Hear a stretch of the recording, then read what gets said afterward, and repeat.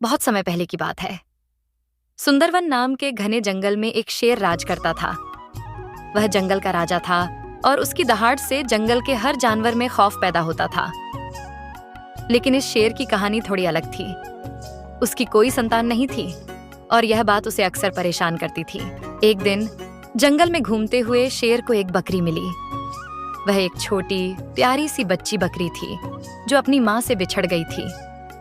बकरी के मासूम चेहरे को देखकर शेर का दिल पिघल गया। उसने उसे गोद ले लिया और अपने महल में ले आया। वह बकरी को अपनी बेटी की तरह पालने लगा। एक दिन बकरी अपनी सहेलियों से मिलकर अपने अपने घर जाने लगती है।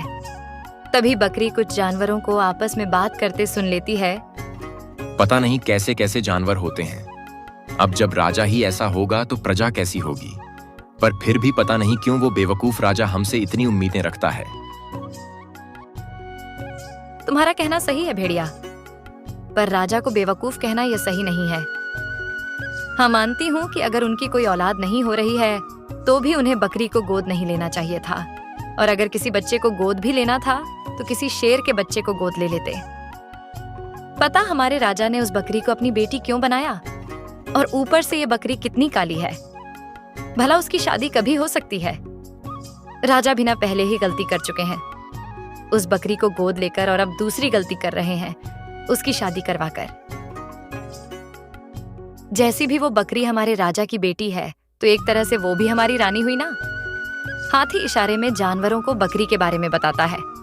तब सभी जानवर बकरी को देखकर बातें घुमा देते हैं, पर बकरी भी उनकी बातों को समझ चुकी थी, इसलिए वो भी सभी जानवरों को गुस्से में जवाब देती है।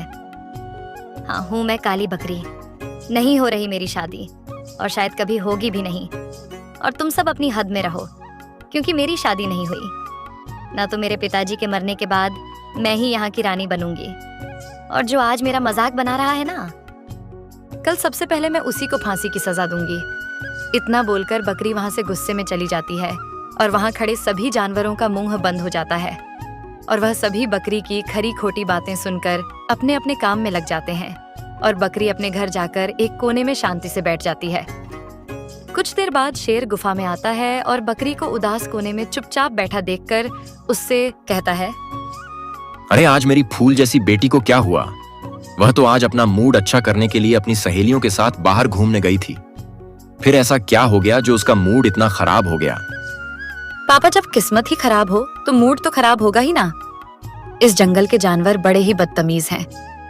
और रही मेरी शादी की बात, तो आप मेरी शादी के सपने देखना बंद कर दीजिए, क्योंकि कोई मुझसे शादी नहीं करेगा। क्योंकि जानवरों का मानना है कि एक बकरी शेर की बेटी हो ही नहीं सकती। पर मेरी बच्ची, हमने तो तुम्हें गोद लिया है और यह बात पूरा जंगल जानता है। और रही शादी की बात, तो वह आज नहीं तो कल हो ही जाएगी। यही तो दिक्कत है ना पापा, कि पूरे जंगल को मालूम है कि मैं आपकी गोद ली हुई बेटी हूँ। इसलिए जो भी रिश्ते मेरे लिए आते हैं, इस जंगल के सभी जानवर उन्हें डराकर धमकाकर भगा देते हैं, ताकि मेरी शादी ही ना हो। और यह सब इसी तरह से मेरा मजाक बनाते हैं। मैं इतनी ताकतवर भी नहीं हूँ जो अपने राज्य को संभाल पाऊंगी। मेरी बेटी, किसी से जीतने के लिए बल नहीं बल्कि बुद्धि की जरूरत होती है, जो कि तुम्हारे अंदर है। और तुम्हारी शादी हो या ना हो, इस प्रजा की बागडोर मेरे बाद तुम्हारे ही हाथ में होगी। शेर बकरी को तो समझा देता है, पर वह बकरी की बातें सुनकर खुद अंदर से टूट जाता है। अब इसी तरह से वह आए दिन अपनी बेटी के लिए रिश्ते ढूंढता, पर सभी रिश्ते किसी न किसी वजह से टूट जाते तो कभी तोड़ दिए जाते। इस वजह से शेर काफी परेशान हो जाता है। और एक दिन जब वह जंगल से बाहर किसी काम के लिए जा रहा होता है, तो वह अपने कानों से और अपनी आंखों से अपने जंगल के जानवरों को, हर रिश्ते वालों को भड़काते हुए देखता है। अरे तुम तो शेर हो और तुम एक बकरी से शादी करने के लिए आए हो। अरे तुम जानते नहीं, वो हमारे महाराज की अपनी बेटी नहीं है, वो तो गोद ली हुई बेटी है। अगर उनकी अपनी कोई बेटी होती तो वो शेरनी होती, क्योंकि शेर ने तो शेरनी से शादी की थी, और शेर को हमेशा शेरनी से ही शादी करनी चाहिए, न कि किसी बकरी से। अगर तुम अपनी प्रजा और वहां के जानवरों की रक्षा करनी है तो किसी शेरनी से शादी करो, ताकि वो किसी शेर को जन्म दे सके। अगर बकरी से शादी करोगे तो बकरी ही होगी, और बकरी कभी प्रजा नहीं संभाल सकती। अरे हाथी भाई, तुम तो बिल्कुल सही कह रहे हो। मेरे दिमाग में तो यह बात आई ही नहीं।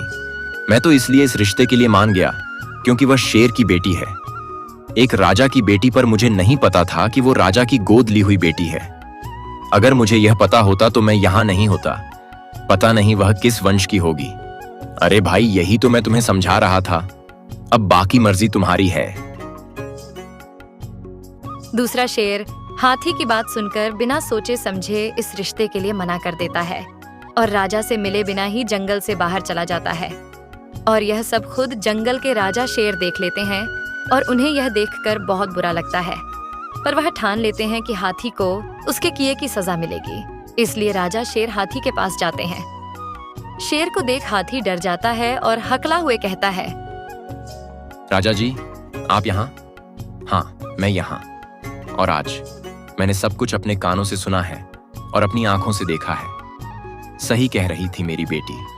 जब तक वह इस जंगल में रहेगी, इस जंगल के जानवर उसे कभी खुश नहीं रहने देंगे। मेरी बेटी की शादी तो होकर ही रहेगी, पर उससे पहले तुम्हें तुम्हारे किए की सजा मिलेगी। क्या सजा? पर किस बात की सजा? साहब, मुझे माफ कर दीजिए, बस मुझे सजा मत दीजिए। किस बात की सजा? अरे तू मेरी बेटी का रिश्ता तोड़वाकर मुझसे ही पूछ रहा है? किस बात की सजा? अब तुम्हारी सजा यह है कि तुम सुबह से लेकर रात तक 5 दिनों तक धूप में खड़े रहोगे, वो भी बिना कुछ खाए पिए। तुम्हारा शरीर बहुत मोटा हो गया है, इसी वजह से तुम्हारी बुद्धि भी मोटी हो रही है। और इस सजा को भुगतने के बाद शायद तुम्हारी मोटी बुद्धि और शरीर दोनों ही पतले हो जाएं। शेर हाथी को सजा देकर घर चला जाता है और अपनी गुफा में बैठकर काफी देर तक सोचता है और इसी तरह से 5 दिन बीत जाते हैं। हाथी की सजा खत्म होने के बाद राजा जंगल के सभी जानवरों को बुलाता है और उनसे कहता है, मैं कुछ दिनों के लिए अपने परिवार के साथ जंगल से बाहर जा रहा हूँ। मेरी गैर मौजूदगी में मैं जंगल की देखभाल गीदड़ के हाथ में देकर जा रहा हूँ। और आप सबसे विनती करता हूँ कि जब तक मैं यहाँ नहीं हूँ, शांति से रहिएगा। एक बात और, जब तक मैं ना आ जाऊं, इस जंगल से कोई बाहर नहीं जाएगा, ना इमरजेंसी के लिए और ना ही अपने रिश्तेदारों से मिलने के लिए। यह मेरा आदेश है। शेर बहुत अच्छे से जानता था कि शेर के यहाँ से जाते ही उसके जंगल के कुछ जानवर उसके पीछे जाएंगे और उसकी बेटी का रिश्ता तुड़वाने में लग जाएंगे। शेर ने अब ठान लिया था कि वह दूसरे जंगल में जाकर बकरी का स्वयंवर कराएगा। इसलिए शेर कुछ दिनों के लिए अपनी प्रजा की सुरक्षा चोर गीदड़ के हाथ में सौंपकर अपनी बेटी के साथ अपने ससुर के घर चला जाता है। पिताजी, मैं चाहता हूं कि मेरी बेटी की शादी किसी राजघराने में ही हो, पर मेरे जंगल के सभी जानवर बहुत गंदे हैं। वो चाहते ही नहीं मेरी बेटी की शादी हो। इसलिए मैंने सोचा है इस राज्य में मैं अपनी बेटी का स्वयंवर करने जाऊं, क्योंकि यहां किसी को भी नहीं पता कि बकरी मेरी गोद ली हुई बेटी है और ना ही किसी ने उसका रंग रूप देखा है जो कोई उसे मना कर सके। अब आप स्वयंवर की तैयारी कीजिए। अब मेरी बेटी की शादी एक काबिल जानवर से ही होगी। अब शेर अपने ससुर शेर से कहकर स्वयंवर की तैयारी कराता है, जिसमें अलग अलग जंगल के जानवर आते हैं और वह सभी इस स्वयंवर में हिस्सा लेते हैं। पर इस स्वयंवर में एक प्रतियोगिता रखी गई थी और वो प्रतियोगिता थी आंख बंद करके शेर की बेटी बकरी को पहचानना। अब कुछ जानवर अपनी आंखें बंद करके खड़े हो जाते हैं और उनके सामने बकरी के साथ और भी कुछ जानवरों को खड़ा किया जाता है। अब एक एक करके सभी जानवर आकर राजा की बेटी बकरी की पहचान करते हैं, पर कोई भी सही जवाब नहीं देता, क्योंकि किसी ने सोचा ही नहीं था कि शेर की बेटी एक बकरी हो सकती है। पर वीरपुर के जंगल का राजा चीता पहचान जाता है कि राजा की बेटी कौन है, जो मेरे साथ मेरी प्रजा को भी संभाल सके। चीता, तुमने बिल्कुल सही पहचाना। यह बकरी ही मेरी बेटी है। तुम इस स्वयंवर को जीत चुके हो, इसलिए अब तुम्हारी शादी मेरी बेटी बकरी से ही होगी और साथ में तुम्हें पूरा राजपाट भी मिलेगा, क्योंकि मेरी बेटी के अलावा मेरा इस दुनिया में कोई नहीं है। मेरी मृत्यु के बाद मेरा राजपाट मेरी बेटी का ही हो जाएगा और मुझे एक ऐसा ही दामाद चाहिए था जो मेरी बेटी को और मेरे राजपाट को संभाल सके। राजा की बात सुनकर वहां खड़े सभी जानवरों का मुंह उतर जाता है और कहीं ना कहीं उन्हें अपनी गलती का एहसास होता है और पछतावा भी। तो दोस्तों, हमें यह कहानी से यह सीखने को मिलता है कि हमें दूसरों के साथ गलत व्यवहार नहीं करना चाहिए और हमें एक दूसरे के साथ मिलजुल कर रहना चाहिए।